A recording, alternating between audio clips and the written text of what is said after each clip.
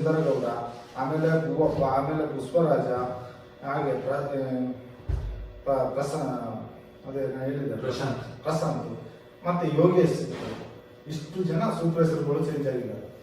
5 ವರ್ಷಕ್ಕೊಂದೊಂದು supervisor change ಮಾಡ್ತಾ ಇರ್ತಾರೆ, 2-3 ವರ್ಷಕ್ಕೂ ಚೇಂಜ್ ಮಾಡ್ತಾ ಇರ್ತಾರೆ. ಹಾಗೆ ಇಷ್ಟು ಜನ ಸೂಪರ್ವೈಸರ್ಗಳು ಚೇಂಜ್ ಮಾಡ್ತಾರೆ. ಹಾಗೆ ರಾಜೇಶ್ವರ್ ಇದ್ದಾರೆ.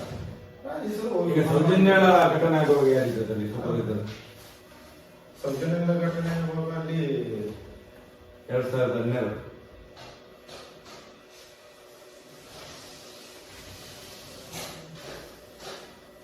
ಅಲ್ಲಿ ಯೋಗೇಶ್ ಶೆಟ್ರು ಇದ್ರು. ಯೋಗೇಶ್ ಶೆಟ್ರು ಅಂತ ಕಾಣುತ್ತೆ. ಪ್ರಶಾಂತ್ ಇರ್ಬೋದು. ಪ್ರಶಾಂತ್ 3 ವರ್ಷಕ್ಕೆ ಬಂದವ. ಅವರ ಮುಂಚೆ ಯೋಗೇಶ್ ಶೆಟ್ರು ಇದ್ರು.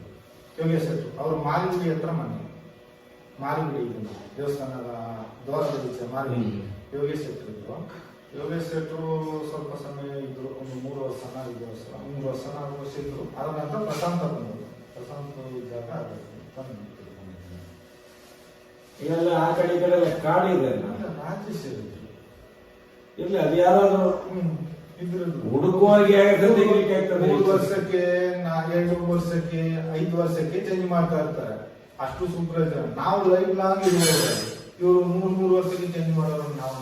ನನ್ಗೆ ಯಾವಾಗ್ಲೇ ಗೊತ್ತಿತ್ತು ಸೌಜನ್ಯನ ಘಟನೆ ಆಗಿ ನಾನು 3ನೇ ದಿವಸಕ್ಕೆ ಸ್ಟೇಷನ್ಗೆ ಕಳಿಸಿದ್ರೆ ನಾನು ಹೋಗ್ತೇನಂತ. ಆದ್ರೆ ಇನ್ನೊಂದು ನನಗೆ ಆಶ್ಚರ್ಯ ಅಂದ್ರೆ ಸೌಜನ್ಯನ ಕೊಂಡೆ ಅಲ್ಲೇ ಆದದ್ದು ಇಲ್ಲಿ ಲೀಕ್ ಔಟ್ ಆಗಿದೆ. ಉಜಿರೆಯಲ್ಲಿ ಅಂತ ಗೊತ್ತಿಲ್ಲ. ಉಜಿರೆಯಲ್ಲೂ ಕೂಡ ಎಂತ ಅಂತ ಹೇಳಿ ಈ ಕೊಳೆ ಪ್ರಕರಣ. ಆದ್ರೆ ಪಾಪ ಊರಿನವರು ಅವರನ್ನು ಎಲ್ಲಿ ರೀತಿ ಗೊತ್ತಿಲ್ಲ. ಆದ್ರೆ ಅವರ ಬಾಯಲ್ಲಿ ಆ ವಿಷಯವನ್ನು ಕೇಳಿದೆ. ಎಂತ ಇದು ಗೊತ್ತದ್ದು ಯಾರು ಅಂತ ಹೇಳಿ ನದಿಯಲ್ಲಿ ಎಲ್ಲ ಚಿತ್ರದೆಲ್ಲ ಸಿಕ್ಕಿದ್ರೆ ತೊಗೊಂಡೋಗಿ ಕೊಟ್ಟು ನಾವು ಚಾ ಖರ್ಚಿಗೆ ಆಗಿದ್ದು 1500 ಸಿಕ್ತಿತ್ತು. ಅದೇ ರೀತಿ ನಾವು ಕೂಡ ಕೊಟ್ಟರೆ ಆ ಟೈಮಲ್ಲಿ ನೇತ್ರ ಜೈಲಸು ದೇವಕಾರ ಅಂತ ಇದ್ದಾರೆ. ಅವರು ನನಗೆ ಹೇಳಿದ್ದು ನಿಮ್ಮ ಒಂದು ಗೊತ್ತಾಗ್ತಾ ಇಲ್ಲ ಅಂತ ಅಂತ ಹೇಳಿ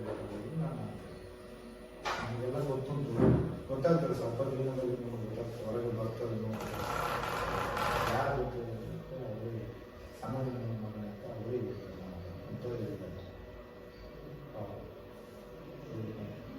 ಸಣ್ಣದನಿಗಳ ಮಗ ಅಂತ ಅವರಿಗೆ ರವಿ ಪೂಜಾರಿ ಸಣ್ಣದನಿ ಅಂತ ಹೇಳಿದ್ರೆ ಹರ್ಷೇಂದ್ರಗೆ. ಅವರೇ ಹರ್ಷೇಂದ್ರಗೇನೆ ಸಣ್ಣದನಿ ದನಿ ಅಂತ ಹೇಳೋದು. ಹರ್ಷನ್ ಅಂತ ಹೇಳ್ತಾರೆ, ಸಣ್ಣದನಿಗಳು ಅಂತ ಹೇಳ್ತಾರೆ. ಅವರ ಮಗ ಅಂತ ಹೇಳಿದ್ರು. ದೊಡ್ಡದನಿ ಅಂತ ಹೇಳಿದ್ರು ಇದೇನ್ರಿಗೆ ಅವರು ಕಾಲಂದರು ಅಂತಾರೆ ದನಿಗಳು ಹೀಗೆ ಹೇಳ್ತಾರೆ. ಅವರನ್ನು ತುಂಬಾ ಅನೇಕರವಾದ ಅಂದ್ರೆ ನಾನು ಎಷ್ಟು ಜನಗಳನ್ನು ತೆಗೆದು ನಿಮ್ಮ ಅಂದಾಜು ಅವಳನ್ನು ಅಲ್ಲಿಂದ ಹಿಡ್ಕೊಂಡು ಹೋಗ್ತಾರಲ್ಲ, ಹೌದು, ಎಲ್ಲಿಗೆ ಕೊಂಡೋಗಿರ್ಬೋದು ಅಂತೇಳಿ ನಿಮ್ಮೊಂದು ಅನಿಸಿಕೆ, ನಿಮ್ಗೆ ಗೊತ್ತಿರೋ ಮಟ್ಟಿಗೆ. ನನಗೆ ಊರಿಗೆ ಅಲ್ಲಿಂದ ಏನಾದ್ರು ಗಾಡಿಯಲ್ಲಿ ತಗೊಂಡು ಹೋದ್ರೆ ಇವ್ರು ಎಲ್ಲಿಗೆ ಕೊಂಡು ಹೋಗ್ಬೋದು. ಎಲ್ಲಿಗೆ ಅಂದ್ರೆ ಇವ್ರ ಜಾಗ ಎಲ್ಲಿ ಸುತ್ತ ಇವ್ರದೇ ಜಾಗ ಇದೆ.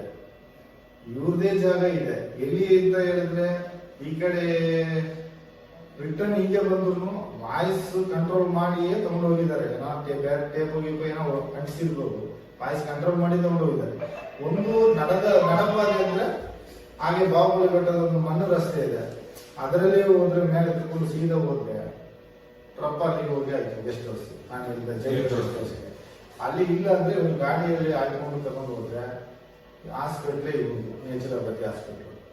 ಒಳಗೆ ಹೋದ್ರೆ ಅದು ಏನು ಮಾಡ್ತಾರೆ, ಯಾವ ಜಾಗಕ್ಕೆ ಹೋಗ್ತಾರೆ ಹೇಳಕ್ ಆಗುದಿಲ್ಲ. ಹಾಸ್ಪಿಟ್ಲ್ ಒಳಗೆ ಏನು ಬೇಕಾದ್ರೆ ಆಗ್ಬೋದು, ಅದು ನಮ್ಗೆ ಹೇಳಕ್ ಬರಲ್ಲ. ಮತ್ತೆ ಈ ಕಡೆ ತಗೊಂಡ್ರೆ ಇಲ್ಲಿ ಬೆಳದಲ್ಲಿ ಒಂದು ಇಟಿಕೆ ಇದೆ, ಹಲವು ಇಟಿಕೆ ಒಂದು ಇಟ್ಟಿದ್ದಾರೆ ಬೆಳಗ್ಗೆ.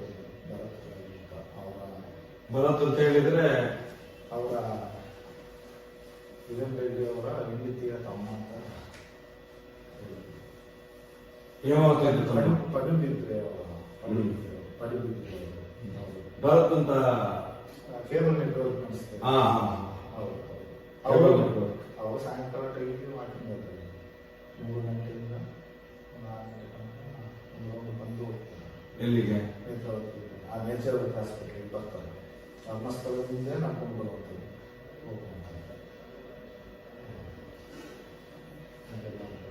ಆ ಕಡೆ ಇಲ್ಲ ಸೌಜನ್ಯ ಹೇಳ್ಕೊಂಡು ಹೋಗೋ ಆ ಕಡೆ ಕಾಡಿದೆ ಅಲ್ಲ, ಹೌದು ಇಲ್ಲ ಈ ಕಡೆನೂ ಕಾಡಿದೆ ಅಲ್ಲ. ಎರಡು ಕಡೆ ಕಾಡಿದೆ. ನನಗೆ ಆವತ್ತೊಂದು ಸುತ್ತಿತ್ತು, ಆ ರಾತ್ರಿ ಹುಡುಕುವಾಗ ಕೆಲವು ಎಲುಬುಗಳೆಲ್ಲ ಸಿಗ್ತಾ ಇತ್ತು ಅಂತ ಹೇಳಿ. ಹೌದೌದು ಈಗಲೂ ಇದೆ. ಈ ಬಟ್ಟೆದ್ದು ಅದೆಲ್ಲ ಬೇರುಗಳು, ಹೆಂಗಸರಿದ್ದೆ ಚಪ್ಪಲು, ಗಂಡಸರದಂತ ಹೆಂಗಸರಿದ್ದೆ ಚಪ್ಪಲು ಸಿಗುದಿಲ್ಲ. ಅದು ನಾನು ತುಂಬಾ ನೋಡಿದ್ದೇನೆ. ನನಗೆ ಅದು ಆಶ್ಚರ್ಯ ಆಗ್ತದೆ. ಆಮೇಲೆ ಏಕೆ ಇಷ್ಟು ಇಲ್ಲಿ ಸಿಗ್ತದೆ ಅಂತ ನನಗೆ ಆಶ್ಚರ್ಯ ಆಗ್ತದೆ.